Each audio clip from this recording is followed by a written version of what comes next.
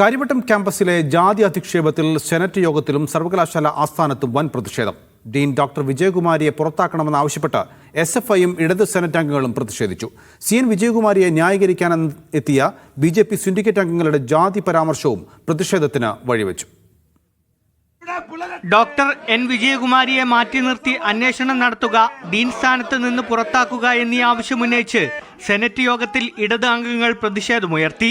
ഇതിനിടെ BJP syndicate അംഗങ്ങൾ പുറത്തുവന്ന് നടത്തിയ പരാമർശം വൻ പ്രതിഷേധത്തിനിടയാക്കി. ടീച്ചറുടെ വീട്ടിൽ ടീച്ചർക്കും ടീച്ചറുടെ കുട്ടികൾക്കും ഭർത്താവിന് പോലും അന്നം വിളമ്പി കൊടുക്കുന്നത് ഒരു ദളിതാണെന്ന് നിങ്ങൾക്ക് എത്ര പേർക്ക് അറിയാം? ഇതോടെ സാഹചര്യം കയ്യാങ്കളിയിലേക്ക് പോയി.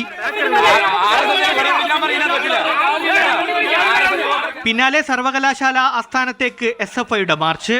BC ഡോക്ടർ മോഹനൻ കുന്നുമ്മലിന്റെ വാഹനം SFI പ്രവർത്തകർ തടഞ്ഞത് സംഘർഷമുണ്ടാക്കി. ക്യാമ്പസിൽ ഒന്ന് ജാതി പറയേണ്ടവരല്ല സിൻഡിക്കേറ്റ് മെമ്പർമാർ. വിദ്യാർത്ഥികളുടെയും മനുഷ്യരുടെയും ജാതി നോക്കാൻ ഇവിടെ ഒരു BJP-കാരനെയും RSS-കാരനെയും കേരളത്തിൽ ചുമതലപ്പെടുത്തിയിട്ടില്ല. അതേസമയം സർവകലാശാല ആസ്ഥാനത്ത് ചേർന്ന സിൻഡിക്കേറ്റ് യോഗം ഇന്നും സ്തംഭിച്ചു. ഇതിനിടെ സെനറ്റ് യോഗം തടസ്സപ്പെട്ടതിൽ പ്രതിഷേധവുമായി UDF രംഗത്തെത്തി. വിപിൻ വിജയൻ എന്ന ഗവേഷക വിദ്യാർത്ഥിയാണ് ഡോക്ടർ വിജയകുമാരിക്കെതിരെ ജാതി അധിക്ഷേപ പരാതി നൽകിയത്.